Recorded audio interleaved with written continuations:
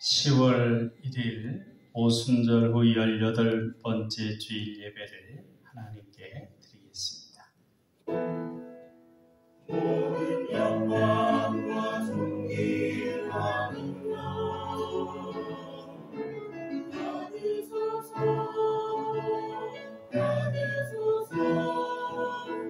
영광과 존귀하며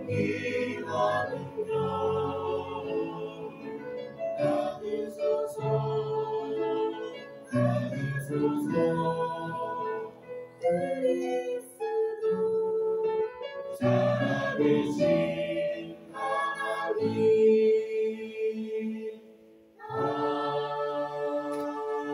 아멘. 너희는 여호와께 감사하며 그의 이름을 불러 아뢰며 그가 행하신 일을 만민 중에 알릴지어다. 그에게 노래하며 그를 찬양하고 그의 모든 기사를 전할지어다. 그의 성호를 자랑하라. 여호와를 구하는 자마다 마음이 즐거울지로다. 아멘. 사랑과 위로의 하나님, 세상 가운데 지치고 상처받고 피곤한 심령으로 주님께 나왔습니다. 무능한 자에게 힘을 더하시고 피곤한 심령에 능력을 더하시는 주님의 은혜를 허락하여 주옵소서. 수고하고 무거운 짐진 자들을 부르시며 회복시키시는 주님의 은혜가 이 시간 우리에게 충만히 임하게 하옵소서. 사랑의 예수님 이름으로 기도하옵나이다. 아멘.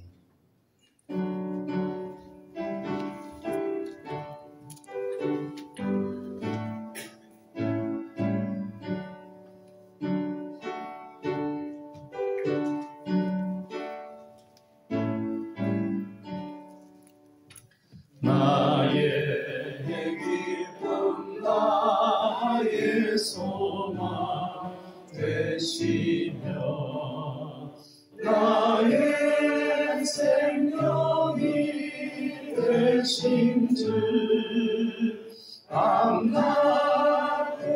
밤낮불로서 찬송을 드려도 늘 하신 마음 뿐일세. 나의 사모하는 선한 목자는 어느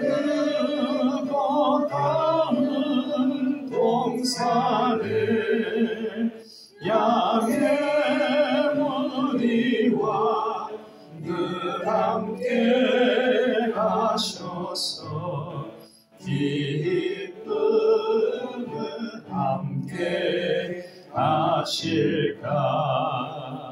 길도 없이 걷진 넓은 들에서 갈 길로 찾아 애쓰며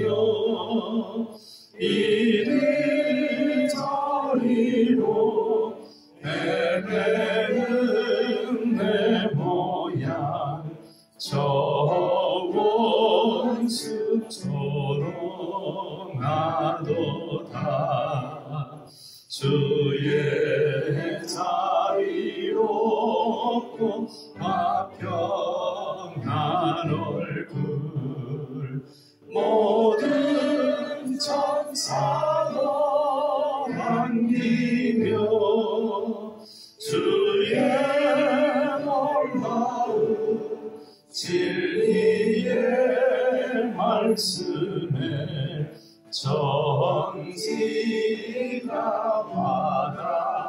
바라하도다. 나의 진정 사모하는 예수님 음성조차도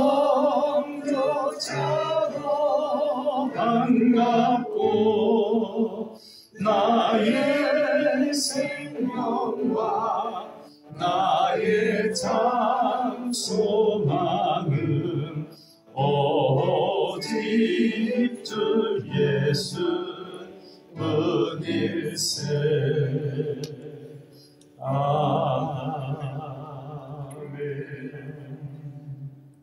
사도신경 하심으로 신앙 고백하겠습니다. 나는 전능하신 아버지 하나님 천지의 창조주를 믿습니다. 나는 그의 유일하신 아들 우리 주 예수 그리스도를 믿습니다. 그는 성령으로 잉태되어 동정녀 마리아에게서 나시고 본디오 빌라도에게 고난을 받아 십자가에 못 박혀 죽으시고 장사된 지 사흘 만에 죽은 자 가운데에서 다시 살아나셨으며 하늘에 오르시어 전능하신 아버지 하나님 우편에 앉아 계시다가 거기로부터 살아있는 자와 죽은 자를 심판하러 오십니다. 나는 성령을 믿으며 거룩한 공교회와 성도의 교제와 죄를 용서받는 것과 몸의 부활과 영생을 믿습니다. 아멘. 성시 낭독은 시편 121편입니다. 1절로 8절까지인데 제가 한 절 읽고 성도님 한 절 읽고 그렇게 교독하겠습니다. 내가 산을 향하여 눈을 들리라. 나의 도움이 어디서 올까? 나의 도움은 천지를 지으신 여호와에게서로다. 여호와께서 너를 실족하지 아니하게 하시며 너를 지키시는 이가 졸지 아니하시리로다. 이스라엘을 지키시는 이는 졸지도 아니하시고 주무시도 아니하시리로다. 여호와는 너를 지키시는 이시라. 여호와께서 내 오른쪽에서 내 그늘이 되시나니 낮에 해가 너를 상하게 하지 아니하며 밤에 달도 너를 해치지 아니하리로다. 여호와께서 너를 지켜 모든 환난을 면하게 하시며 또 내 영혼을 지키시리로다. 여호와께서 너의 출입을 지금부터 영원까지 지키시리로다. 아멘. 우리 비전선언 같이 하시겠습니다. 우리는 하나님의 사랑받는 자녀요 왕같은 제사장이다. 우리는 능력 주시는 주 예수님 안에서 모든 것을 할 수 있다. 우리는 우리의 꿈을 이룸으로 하나님 나라를 확장하고 하나님의 뜻을 이루어드리며 하나님께 영광 돌리는 삶을 산다. 우리는 믿음의 성숙과 사랑의 섬김과 복음 전도를 통하여 우리의 하나님 자녀다운 명예를 드높이길 원하시는 아버지 하나님과 영원토록 함께하며 즐거워한다. 아멘.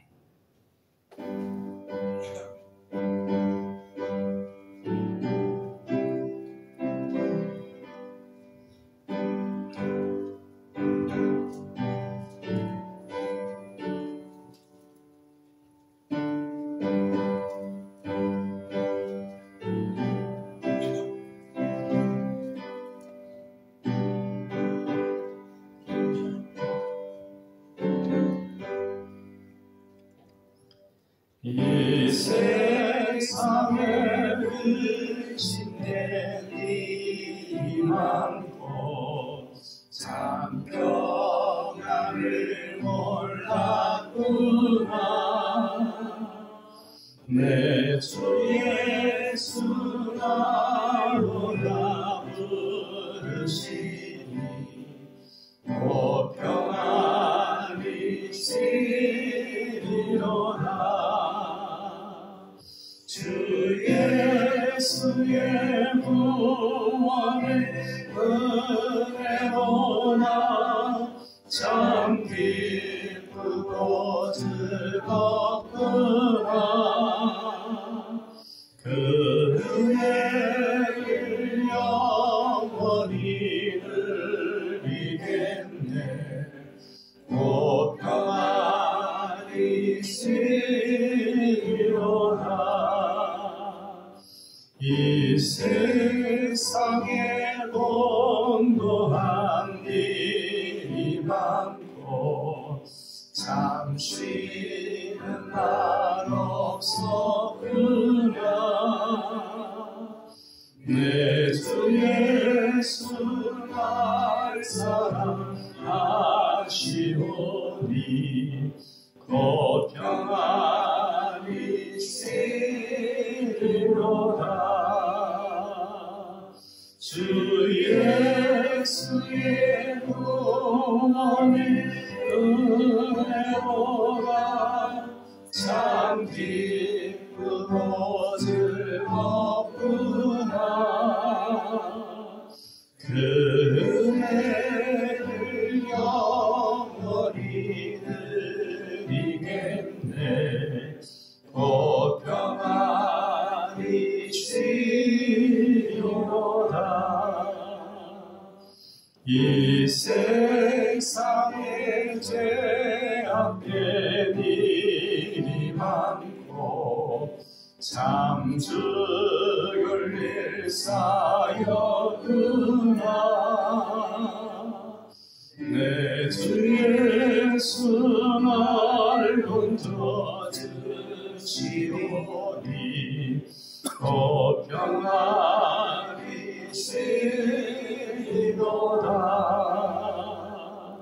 주 예수의 구원의 은혜로다 참 기쁘고 즐겁구나. 그 은혜를 영원히 누리겠네. 곧 평안히 쉬리로다.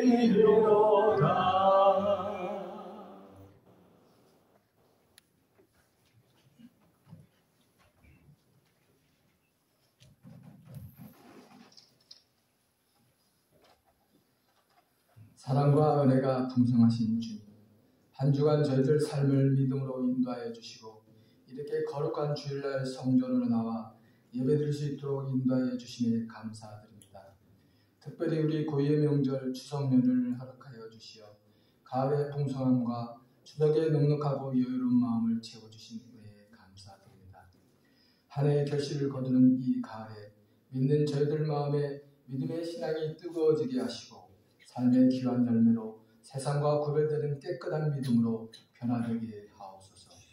또한 추석연을 통하여 우리들 가족들에게도 복음이 증거되는 복된 시간을 허락하여 주시어 주님을 알지 못하고 영접하지 못한 가족이 주님의 사랑과 은혜로 구원받게 하옵소서. 사랑의 주님, 믿음의 그리스도인을 위해 기도합니다. 더욱 말씀을 사랑하고 예배를 사모하며 모이기에 힘쓰고 베푸는 자들이 될 수 있도록 인도하여 주옵시고 그래서 이 땅이 진정한 믿음과 나눔이 숨쉬는 나라 되기를 기도합니다.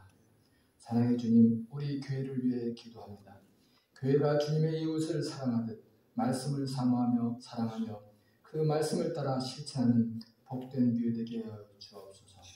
무엇보다 주님의 뜻 가운데 날마다 변화되는 교회 되게 하시어 말씀이 살아있는 교회, 세상의 바른 믿음으로 삶을 제시하는 교회 되게 하옵소서. 교회를 위하여 봉사하는 손길을 위해 축복으로 함께 해주시어 힘을 다하여 수고할 때마다 주님에게 위로가 넘쳐나고 믿음으로 복으로 채워 주옵소서. 오늘 귀한 말씀 전하시는 목사님께 성령의 충만함을 더하여 생명의 귀한 말씀을 주시고 듣는 저희들 귀로 듣고 마음으로 은혜받는 축복의 시간 되어 돌아가게 하옵소서. 이 시간 이 모든 말씀을 우리 주 예수 그리스도 이름으로 기도합니다. 아멘.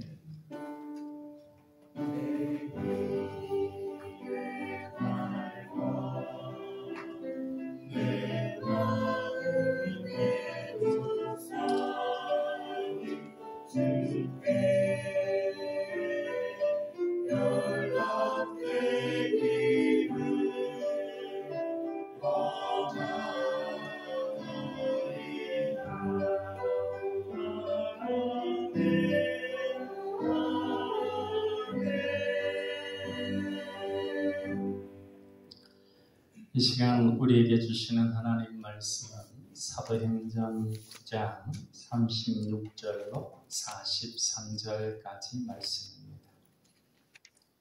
사도행전 9장 36절로 43절까지 말씀 한 절씩 교독하겠습니다. 요빠에 다비다라는 여제자가 있으니 그 이름을 번역하면 도르가라. 선행과 구제하는 일이 심히 많더니 내 병들어 죽음에 시체를 씻어 다라에 두니라. 룻다가 요바에서 가까운지라 제자들이 베드로가 거기 있음을 듣고 두 사람을 보내어 지체 말고 와달라고 간청하여 베드로가 일어나 그들과 함께 가서 이르니 그들이 데리고 다락방에 올라가니 모든 갑과 베드로 곁에 서서 도로가가 그들과 함께 있을 때 진 속옷과 옷들을 다 데리고 베드로가 사람을 다 내보내고 무릎을 꿇고 기도하고 돌이켜 시체를 향하여 이르되 다비다야 일어나라 하니 그가 눈을 떠 베드로를 보고 일어나 앉는지라. 베드로가 손을 내밀어 일으키고 성도들과 강도를 불러들여 그가 살아난 것을 보이니 온 요파 사람이 알고 많은 사람이 주를 믿더라. 베드로가 요파에 여러 날 있어 시몬이라는 무두장이의 집에서 머무니라. 아멘.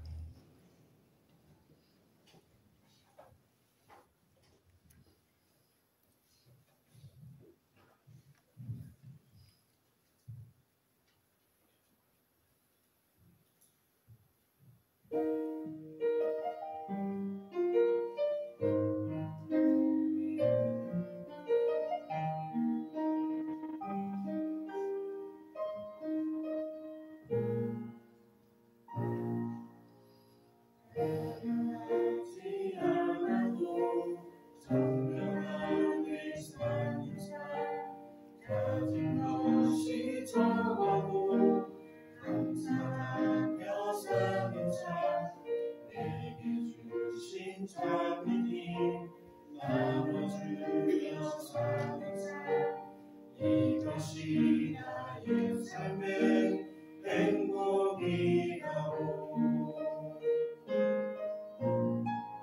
눈물 일 많지만 기도할 수 있는 것 억울한 일만이나 주를 위해 참는 것 이곳 짧은 작은 삶 쉴 때도 사는 것 이것이 나의 삶의 행복이라고 그것이 행복이라고 세상에 알 수 없는 하나님 선물 이것이 행복이라고 하나님의 자녀로 살아가는 것 이것이 행복이라고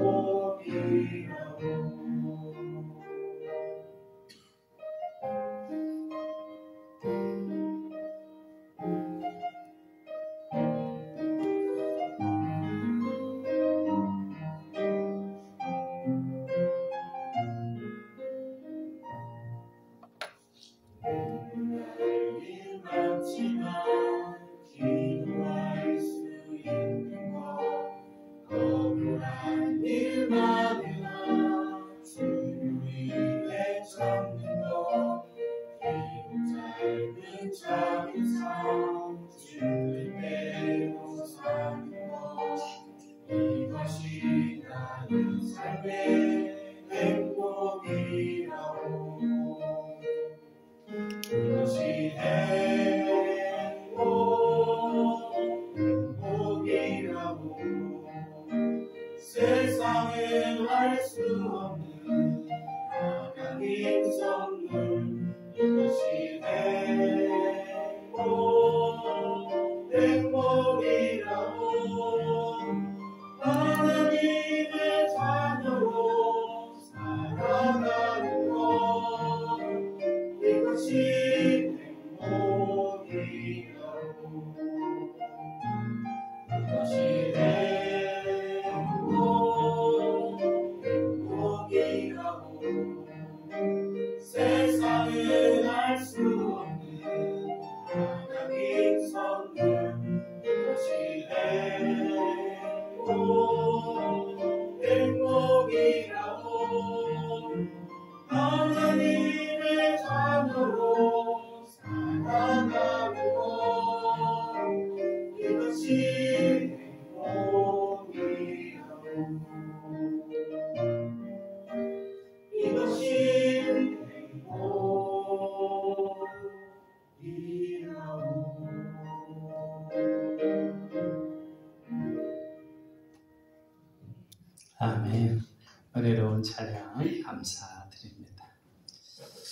이순신 장군이 12척의 배로 수백 척의 일본군 앞에 맞섰을 때 일반적으로 보면 그건 죽음과 같은 상황입니다.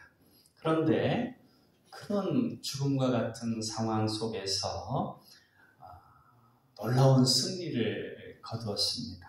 이것은 매우 큰 기쁨과 놀라움을 가져다 주는 일입니다. 물론 이러한 일들이 쉽게 또는 일반적으로 일어나는 것은 아닙니다. 오늘 하나님께서 우리에게 주신 본문 말씀의 40절에도 이런 기쁨의 사건이 있습니다. 우리 40절 말씀 한번 같이 읽어보겠습니다. 베드로가 사람을 다 내보내고 무릎을 꿇고 기도하고 돌이켜 시체를 향하여 이르되 다비다야 일어나라 하니 그가 눈을 떠 베드로를 보고 일어나 앉는지라. 아멘. 다비다는 선행과 구제를 많이 한 여제자였습니다. 그런데 병들어서 죽게 되었습니다. 이로 인하여 많은 이들이 슬퍼하였습니다. 특별히 그녀의 도움을 받았던 사람들이 어려움 가운데 있는 과부들이 많이 도움을 받았는데 그들이 슬퍼하였습니다. 우리 36절과 37절을 읽겠습니다. 욥바에 다비다라는 여제자가 있으니 그 이름을 번역하면 도르가라. 선행과 구제하는 일이 심히 많더니 그때에 병들어 죽음에 시체를 씻어 다락에 놓이니라. 그런데 마침 그때 욥바 근처 룻다라고 하는 곳에 베드로가 있었습니다. 거기서 중풍병자 에니야를 일으켰는데 그 베드로를 이제 급히 청하였습니다. 그리고 그녀의 도움을 받았던 과부들이 울면서 자기들이 도움을 받았던 그 일들을 이제 옷도 부족하고 그런데 속옷도 지어주고 막 그러는데 그 속옷까지도 내보이면서 이렇게 우리를 사랑으로 돌봐준 분인데 이렇게 돌아가셨으니 하나님의 역사를 다시 한번 있도록 요청을 한 것입니다. 38절과 39절입니다. 우리 같이 읽겠습니다. 롯다가 욥바에서 가까운지라 제자들이 베드로가 거기 있음을 듣고 두 사람을 보내어 지체 말고 와달라고 간청하여 베드로가 일어나 그들과 함께 가서 이르매 그들이 데리고 다락방에 올라가니 모든 과부가 베드로 곁에 서서 울며 도르가가 그들과 함께 있을 때 지은 속옷과 겉옷을 다 내보이거늘. 여인들이 자신들의 속옷을 내보이는 것은 좀 부끄러울 수 있고 자신들이 도움을 주었다는 건 그렇지만 도움을 받았다는 것은 어떤 면에서 보면 조금 부끄러울 수도 있는 일이지만 그 모든 것을 다 얘기하면서 베드로에게 주님의 은혜를 구합니다. 이에 대해 그 누구보다도 부활의 주님을 믿었던 베드로가 기도한 후에 시체를 향하여 일어나라고 선포합니다. 그러자 죽은 다비다가 눈을 뜨고 살아났습니다. 이로 인하여 온 욥바에 있는 사람들이 이 소식을 듣고 많은 사람들이 주님을 믿었습니다. 41절과 42절입니다. 베드로가 손을 내밀어 일으키고 성도들과 과부들을 불러들여 그가 살아난 것을 보이니 온 욥바 사람이 알고 많은 사람이 주를 믿더라. 베드로는 부활을 믿는 그리스도인입니다. 그 믿음으로 기도한 후에 죽은 다비다를 향하여 일어나라고 선포했습니다. 그러자 죽은 다비다가 일어났습니다. 우리도 부활을 믿는 그리스도인입니다.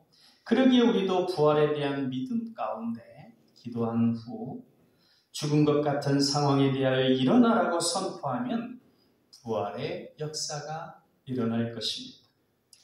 이것은 예수 그리스도께서 십자가에서 죽으시고 사흘 만에 다시 살아나심으로 보여주신 부활의 원리입니다. 믿을 때 우리도 누리게 됩니다.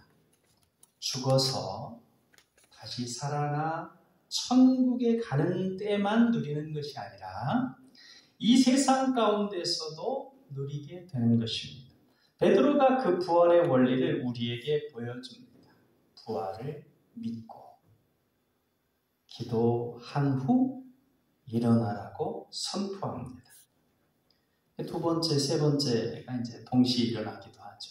선포의 기도는 그렇게 동시에 일어나는 것인데, 그렇게 행하니 놀라운 부활의 역사가 일어났습니다.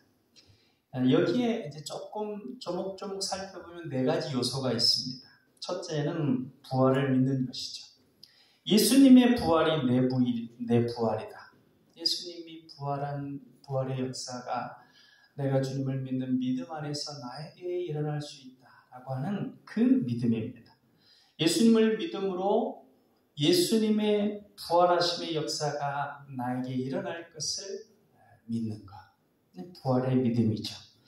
우리가 믿는 그리스도교는 부활의 종교입니다. 가장 큰 핵심이 부활입니다. 다른 종교의 모든 이들은 다 죽고 끝나지만 우리의 주님은 부활하셨습니다. 우리는 바로 이 부활을 믿는 것입니다. 두 번째 요소는 믿는 것입니다.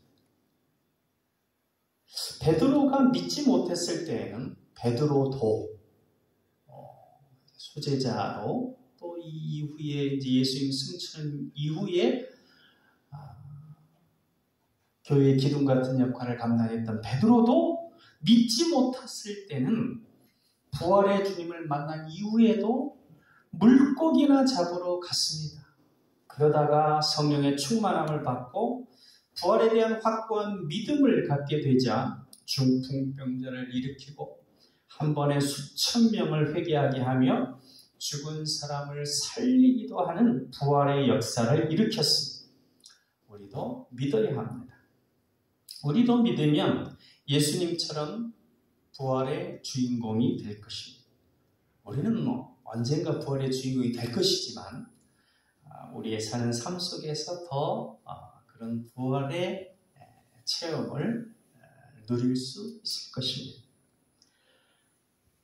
죽어도 다시 살 것을 믿는 것이고 이 땅에서는 죽은 것 같은 상황이라도 주님께서 역사하시면 다시 살아나게 될 것을 믿는 것입니다. 그런데 이때 요구되는 믿음, 이제 다들 부활을 믿고 믿음이 있으면 그렇게 믿음이 크면 그럴 수 있겠지. 다들 그렇게까지 다 양해를 하는데 나는 믿음이 적어서 이렇게 해가지고 이제 빠져 나가거나 이제 거기에 대해서 이제 한 걸음 물러서는데 주님께서 우리 아버지 하나님께서 이런 부활의 선포를 통해서 능력이 나타나는 그 때에 요구하시는 믿음이 그렇게 예수님처럼 큰 믿음이 아니었다는 것이죠. 에스겔서에서 보면 마른 뼈가 살아나는 그런 환상이 있죠. 에스겔에게 마른 뼈를 보면서 이 마른 뼈들이 살아나겠느냐. 근데 그 대화를 좀 자세히 살펴보면 이런 마른 뼈들을 죽은 지 한참 된 이 마른 뼈들이 어떻게 살아날 수 있겠습니까? 그렇게 얘기 못하고 주님께서 하십니다. 그러니까 에스겔도 그렇게 이런 마른 뼈들이 군대가 된다고 그런 강한 믿음은 없었던 것처럼 문맥을 보면 그렇습니다. 그럼에도 일어나라, 태어나라 이렇게 말씀하시니까 하나님께서 말씀하시니까 그렇게 큰 확신은 없었지만 그 말씀대로 되어나고 선포했습니다. 그리고 선포한 대로 되어졌습니다. 물론 시간이 필요하기도 하지만 그때는 이제 하나님께서 에스겔에게 명할 때는 당장 뼈들이 막 부쩍부쩍 일어나고 마음에 생기가 들어가라 하니까 생기가 와서 큰 군대가 됐는데 우리가 행하는 일들에 있어서는 그렇게 당장에 일어나지는 않을 수도 있습니다. 시간이 좀 필요할 수도 있고 베드로가 이 다윗에게 얘기했을 때 바로 일어난 것처럼 그럴 수도 있지만 우리에게 있는 부분들 가운데 우리에게 있는 그 죽음과 어둠과 같은 상황이 변화될 때에는 시간이 필요하기도 합니다. 그러나 믿음을 가지고 근데 이 믿음은 큰 믿음은 아니라 그렇죠. 예수님이 부활하셨다. 그 부활이 나의 부활이다. 예수님이 나의 주님이다. 하는 그 믿음. 그리고 하나님은 능력의 주님이시고 하나님은 말씀하신 대로 하실 수 있다. 그리고 그 말씀대로 내가 하는 겁니다. 적은 믿음이지만 그럼에도 불구하고 그 믿음을 가지고 선포하면 선포하는 것, 이 선포를 한다는 것, 거기에는 일단 적은 믿음이지만 믿음이 있는 것입니다. 기도를 한다는 것, 기도하면 반드시 일어날 것이다. 기도하면 반드시 되어질 것이다. 그 믿음은 좀 큰 믿음일 수 있지만 일단 기도한다는 것, 하나님을 향하여 기도한다는 것, 그건 믿음이 있습니다. 기도하며 선포한다는 믿음이 있는 것. 일단 그 믿음을 하나님께서 요구하시는 것입니다. 이제 조목조목 나누면 이렇게 부활의 주님을 믿고 그 믿음을 가지고 그 다음에 이제 기도하는 것이죠.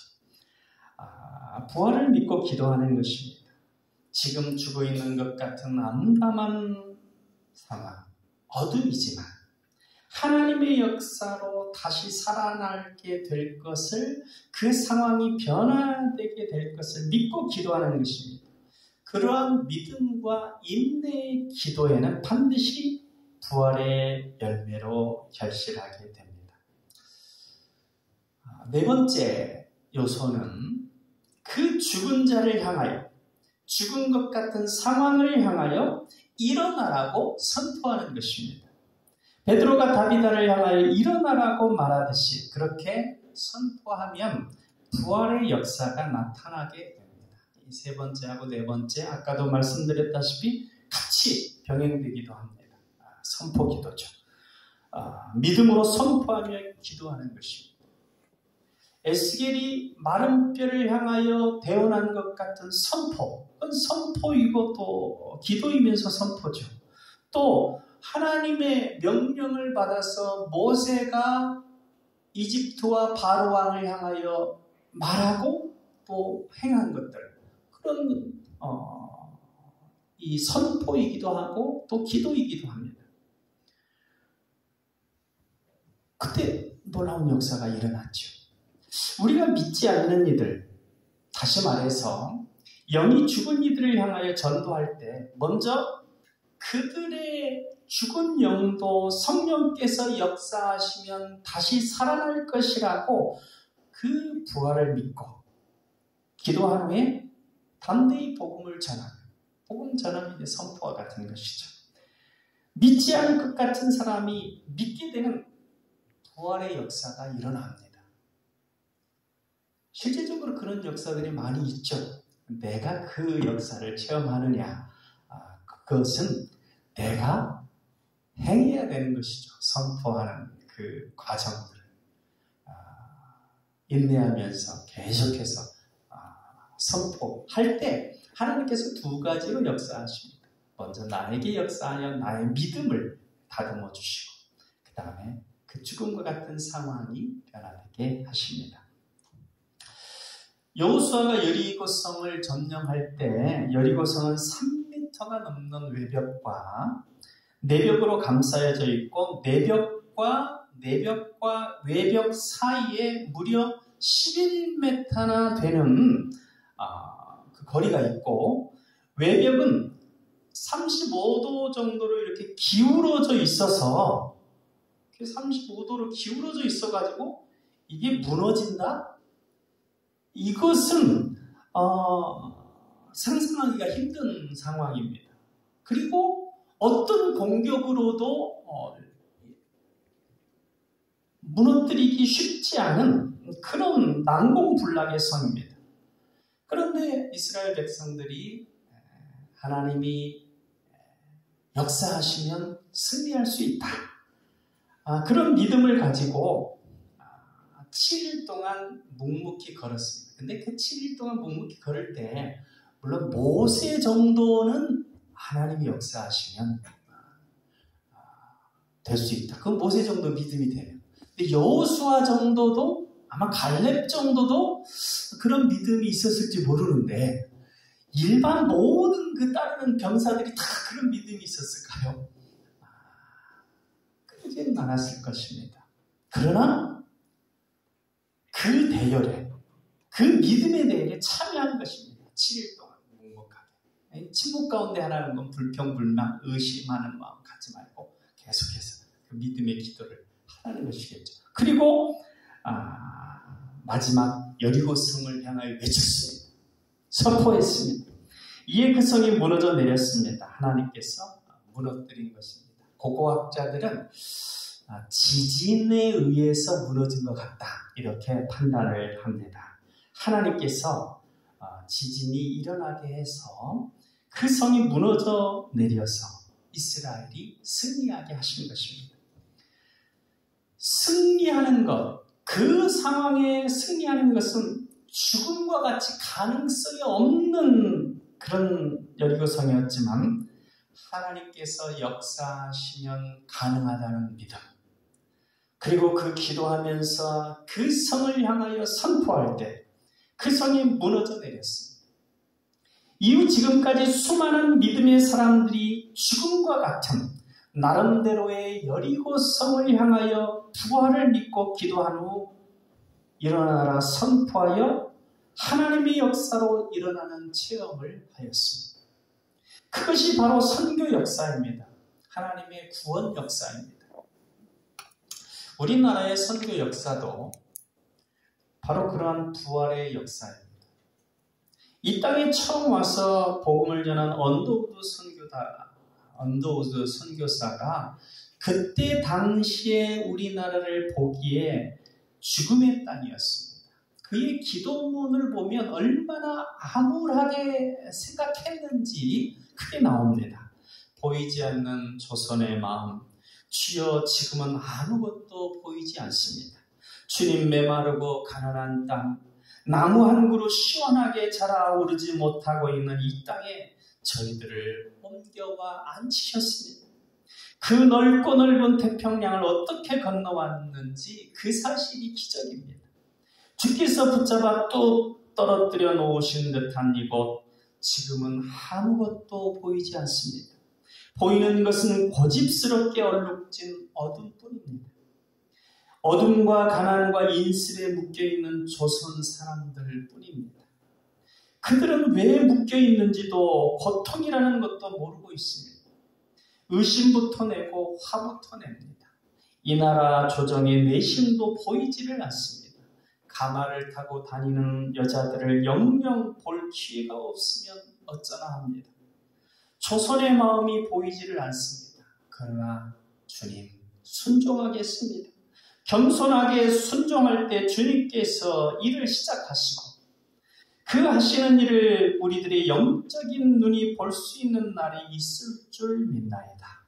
믿음은 바라는 것들의 실상이요 보지 못하는 것들의 증거니라고 하신 말씀을 따라 조선의 믿음의 앞날을 볼 수 있게 될 것을 믿습니다. 지금은 우리가 황무지 위에 맨손으로 서 있는 것 같사오나 지금은 우리가 서양 귀신 양귀자라고 손가락질 받고 있사오나 저들이 우리 영혼과 하나인 것을 깨닫고 하늘나라의 한 백성 한 자녀임을 알고 눈물로 기뻐할 날이 있음을 믿나이다. 지금은 예배드릴 예배당도 없고 학교도 없고 그저 경계와 의심과 멸시와 천대함이 가득한 곳이지만 이곳이 머지않아 은총의 땅이 되리라는 것을 믿습니다. 오직 주여 제 믿음을 붙잡아 주옵소서. 이게 원더우드 선교사의 기도입니다. 130년 전, 이 땅의 암울한 상황은 죽음과 같았지만 그 땅에 들어온 선교사들이 부활의 믿음을 갖고 기도하고 선포하면서 전도하며 나갈 때 지금처럼 세계 제2위의 선교 대국으로 우리나라가 부활케 된 것입니다. 이러한 부활의 역사는 나라건 가정이건 개인이건 어디에서나 동일하게 일어납니다. 그런데 그 가정이 쉽게 일어났겠습니까? 언더우드 선교사뿐만 아니라 수많은 선교사들이 이런 놀라운 부활과 같은 역사, 이 선교 한국의 역사가 일어나기까지 얼마나 지난해 과정이 있었겠습니까? 그러나 그때에도 계속해서 믿음이 흔들릴 때도 있었겠죠. 그러나 끊임없이 선포했던 것이죠. 그리고 끊임없이 선교했던 것이죠. 그럴 때 역사가 나타난 것입니다. 1963년에 고재봉의 도끼 살인 사건이 있었습니다. 이것은 매우 유명한 사건인데 그는 고아였습니다. 시골에서 자라서 친척이라고는 아무도 없었습니다. 그런 그가 중대장 박중령이라고 하는 사람의 집에 들어가서 허드렛 일을 해주었습니다. 그런데 이 사람이 그 당시 한 950원 정도 되는 동태와 몇 가지 먹을거리를 부엌에서 훔쳐나왔습니다. 이것을 그 집의 가정부가 박중령에게 일렀습니다. 그러자 박중령이 이것을 군법회의에 붙여가지고 실형을 살게 만들었습니다. 그리고 그 실형을 살게 만든 걸로 끝나는 게 아니라 그 고재봉의 애인이 있었는데 이것을 장병들 앞에서 비하를 하면서 그래서 애인이 변심하게 만들었습니다. 또 박중령은 애인에게 온 편지를 부대원들에게 고재봉을 막 비웃고 깔보면서 읽어주기도 했습니다. 어떤 날은 부대장병 다 모인 앞에서 워커발로 고재봉의 머리를 짓밟았다고 합니다. 그러니까 참지를 못하고 결국 탈영을 했습니다. 술을 먹고 내가 박중령을 죽이겠다 하고 찾아가서 관사로 갔는데 박중령의 집이 아니라 이중령이라고 하는 사람의 집에 가서 그 가족을 죽게 된 살인을 범합니다. 이 고재봉이 한 달 만에 붙들렸는데 얼마나 포악했는지 모릅니다. 감옥 속에서 간수가 자기를 기분 나쁘게 한다고 자기를 째려보는 것 같은 간수의 눈을 찔러서 피가 나게 했습니다. 감옥에서 괜스레 자기 머리를 벽에다가 들이받아가지고 그 안에 있는 사람들의 간담을 서늘하게 만들었습니다. 결국 사형 선고를 받아서 죽을 날만 기다리고 있었습니다. 이 고재봉과 같은 사람이 변화될 수 있을까요?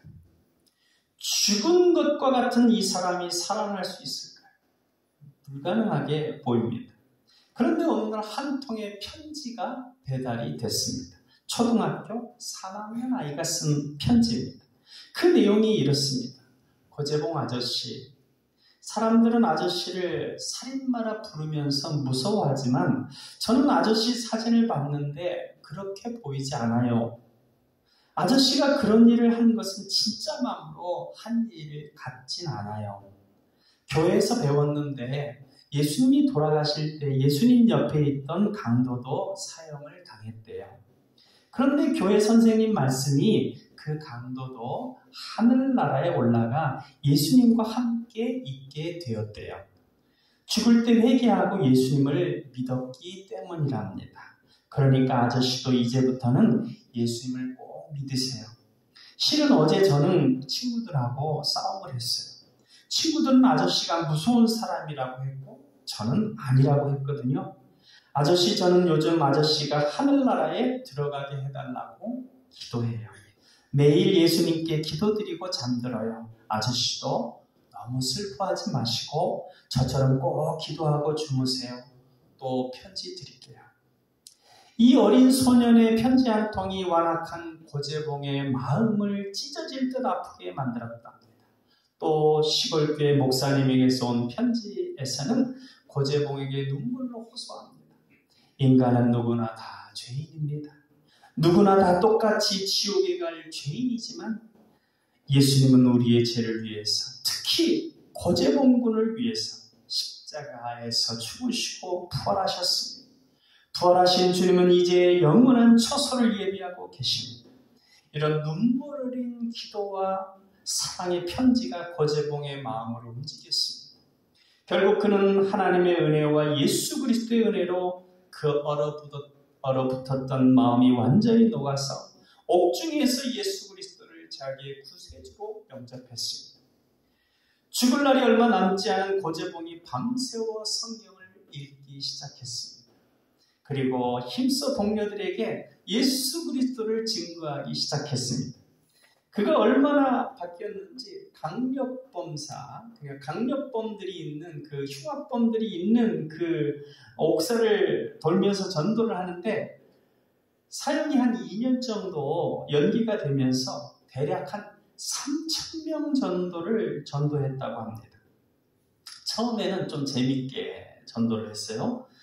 내가 너 한 명 더 죽인다고 해서 벌이 더 세질 것도 아닌데 너 예수 믿을래 죽을래? 이렇게 해가지고 처음에는 전도를 했는데 그래서 첫날에 5명을 영접시켰고 점점 더 사랑으로 전하며 달라졌는데 나중에는 그 어떤 목사님보다도 더 영적이고 파워풀하게 전도를 했다는 것입니다. 이 고재봉의 죽음과 같은 마음을 변화시킨 사람은 부활을 믿고 기도한 후 편지로서 보낸 초등학교 3학년 어린이와 시골 목사님입니다. 부활을 믿고 기도한 후 죽음과 같은 사람, 죽음과 같은 상황에 대해서 일어나라, 살아나라고 말하면 하나님의 역사가 일어납니다. 초등학교 3학년이 해도 됩니다. 이것이 바로 주님께서 이룩해 놓은 부활의 길입니다. 베드로가 따랐고 수많은 믿음의 선배들이 따랐고 우리도 따라갈 길입니다. 사랑하는 여러분, 우리 가운데 그 어떤 죽음의 상황이 있어도 우리가 부활을 믿고 기도한 후 그 상황에 대하여 살아나라고 선포하면 살아나게 될 줄로 믿습니다. 회복되게 될 줄로 믿고 해결되게 될 줄로 믿고 일단 기도하고 선포하는 믿음부터 시작하시기 바랍니다. 그렇게 하나하나 쌓이면서 믿음이 더 커지는 것입니다. 우리와 우리의 이웃, 어느 누구나 죽음과 같은 상황에 놓일 수 있습니다. 원래 악인만이 죽음과 같은 상황에 놓이는 것은 아닙니다. 다윗처럼 훌륭한 믿음의 사람도 갑자기 죽음의 상황에 놓일 수 있고 또 욥과 같은 사람도 또 하나님께서 특별히 연단하고자 하는 사람도 그런 상황에 놓일 수 있습니다. 더 기도하게 하기 위해서 그렇게 부르시는 때도 있습니다. 우리는 그 어떤 상황이든지 간에 죽음과 같은 그 어둠의 상황에 대해서 낙심하고 좌절하지 말고 부활을 믿고 기도한 후 부활의 역사를 향하여 그 죽음과 같은 상황을 향하여 선포하고 일어나라, 살아나라, 변화되어라 선포하면 부활의 역사를 체험하게 될 것입니다. 우리 다 같이 부활의 역사가 우리 가정과 우리 교회와 우리 사회와 나라, 민족과 세계 위에 있게 되기를 소망하면서 우리 다시 한번 40절 말씀을 같이 읽겠습니다. 같이 읽습니다. 베드로가 사람을 다 내보내고 무릎을 꿇고 기도하고 돌이켜 시체를 향하여 이르되 다비다야 일어나라 하니 그가 눈을 떠 베드로를 보고 일어나 앉은지라. 아멘. 기도하겠습니다. 사랑의 하나님, 저희를 사랑하시고 죽을 수밖에 없는 저희를 예수 그리스도의 십자가와 부활을 통하여 구원해 주시니 감사합니다. 우리가 아무리 절망에 죽음과 같은 상황에 처하더라도 부활을 믿고 기도한 후 일어나라고 선포하면 그 죽음의 상황이 변하여 살아나게 될 줄을 믿습니다. 우리에게 이 부활의 믿음을 더해 주시고 부활의 삶을 살게 하여 주옵소서. 우리와 우리 이웃 가운데 죽음과 같은 상황, 육신적인 질병, 관계적인 단절, 경제적인 빚의 고통, 여러 가지 환난과 원통함의 상황이 있습니까? 부활의 믿음을 갖고 기도하는 떠나가라고 선포할 때 여리고가 무너지는 것처럼 우리의 모든 질병과 문제와 환난과 원통함이 떠나가게 하여 주옵소서. 살아나게 하여 주옵소서. 부활의 생명으로 빛된 삶을 살게 하여 주옵소서. 사랑의 예수님 이름으로 기도하옵나이다. 아멘.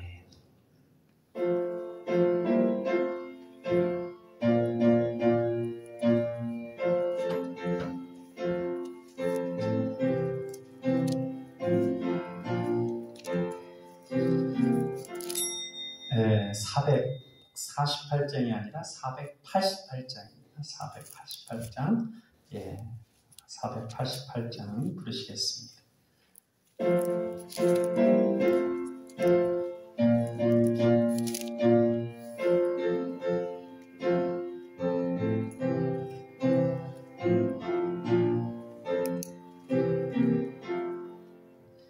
이 몸의 소망 무언가 우리 주 예수 뿐일세. 우리 주 예수 밖에는 믿음이 아주 없도다. 주 나의 반석이시니 그 위에 내가 서리라. 그 위에 내가 서리라.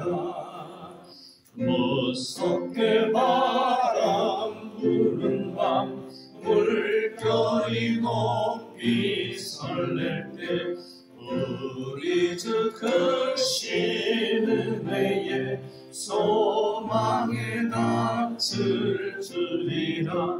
주 나의 반석이시니 그 위에 내가 서리라. 그 위에 내가 서리라. 세상에 믿던 모든 것 끊어질 그날 되어도 그 주의 언약 미사와 내 소망 거룩 그리라. 주 나의 반석이시니 그 위에 내가 서리라. 그 위에 내가 서리라. 바다는 전부 올라가 하나님 앞에 배울 때 그 주의 흐름 입어 어렵지 마고 서리라. 주 나의 반석이시니 그 위에 내가 서리라. 그 위에 내가 서리라. 기도하겠습니다. 위로의 하나님, 예수님을 우리에게 보내주시어 우리의 모든 무거운 짐을 져주심에 감사를 드립니다. 예수님의 십자가를 바라보면서 우리의 모든 짐이 내려지게 해주시고 마음의 위로가 차오르게 하옵소서. 주님의 위로의 은혜와 천국의 소망을 주심에 감사하여 11조 예물을 드립니다. 날마다 함께 하시어 힘주시며 상쾌케 하시는 은혜가 충만케 하옵소서. 감사 예물을 드리는 이들에게 감사를 발견하는 영안이 열리며 감사를 이루는 지혜가 충만케 하옵소서. 빈손으로 오지 않고 주일 예물을 드리며 선교 예물을 드리며 건축 예물을 드리는 이들 위해 주님의 선한 손의 도우심과 다시금 돌아오는 영혼을 보는 기쁨과 가정에 임하는 기적을 통하여 찬양하게 하옵소서. 우리 교회의 새 생명을 허락하시니 감사합니다. 우리 문주로 집사님 가정에 새로 태어난 우리 문재우 풍성한 은혜를 넉넉하게 부어주시어서 많은 이들을 이롭게 하는 복된 사람으로 하나님 차게 하여 주옵소서. 우리 송슬기 집사님 위에도 은혜 베풀어 주셔서 잘 회복되어질 수 있도록 은총 나려 주옵소서. 귀한 생명이 태어난 가정에 은총을 베풀어 주시고 생명의 주님께서 생명이 더욱 풍성하게 하옵소서.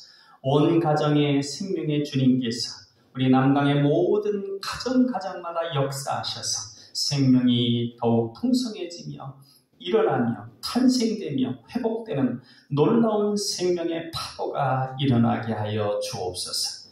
우리나라와 우리 교회와 우리 가정과 일터에 기이한 도우심으로 함께하여 주옵소서. 생명과 부활의 주님, 우리 삶 가운데 죽음과 같은 상황이 있습니까? 예수님과 부활을 믿는 그 믿음에서 시작하여 선포함으로 주님의 부활의 역사를 우리 삶에 체험하는 우리가 되게 하여 주옵소서. 우리는 마침내 하나님의 영광의 찬송이 될 자들이 오니 하나님 아버지, 우리가 그 남은 기간 동안 불안해하며 염려와 좌절과 낙심 가운데 있는 것이 아니라 믿음을 유지하며 부활의 믿음 가운데 선포하며 담대하게 전진하는 우리의 삶이 되어질 수 있도록 인도하시고 역사하여 주옵소서. 사랑이 예수님 이름으로 기도하옵나이다. 아멘. 교회 소식을 안내해드립니다. 새벽 기도회와 저녁 기도회를 통하여 아침 저녁으로 말씀과 기도의 시간을 계속하시어 영적인 삶을 통해 영육간의 강건한 삶을 사시길 바랍니다. 다음 주일 예배 시에 성찬 예식이 있습니다.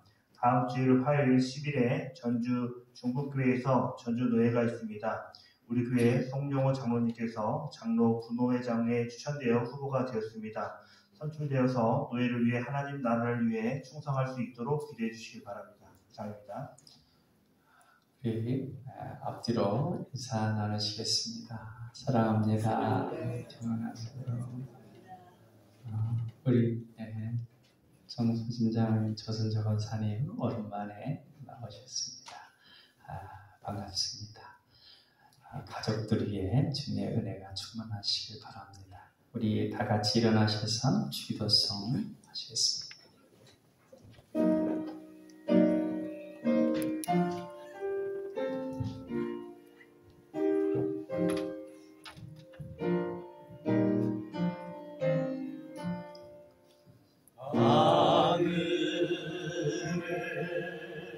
계신 아버지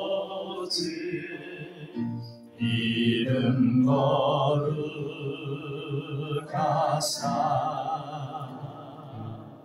주님 나라 임하시고 뜻이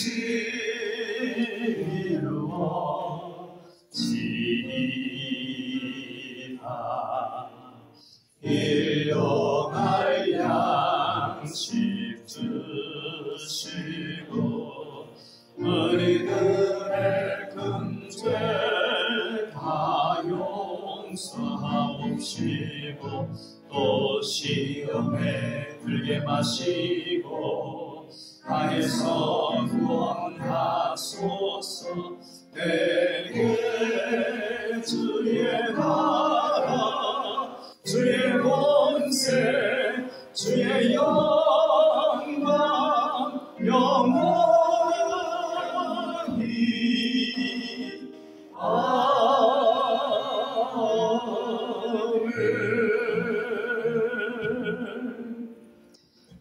이제는 우리 주 예수 그리스도의 은혜와 아버지 하나님의 사랑하심과 성령님의 감화, 감동, 교통, 역사하심이 낙심과 좌절과 포기를 선택하는 것이 아니라 부활의 주님을 믿고 선포하며 기도하며 전진하기를 소망하는 우리 사랑하는 남강의 가족들 머리머리 위에 이제로부터 영원토록 함께 하시기를 간절히 축원하옵나이다.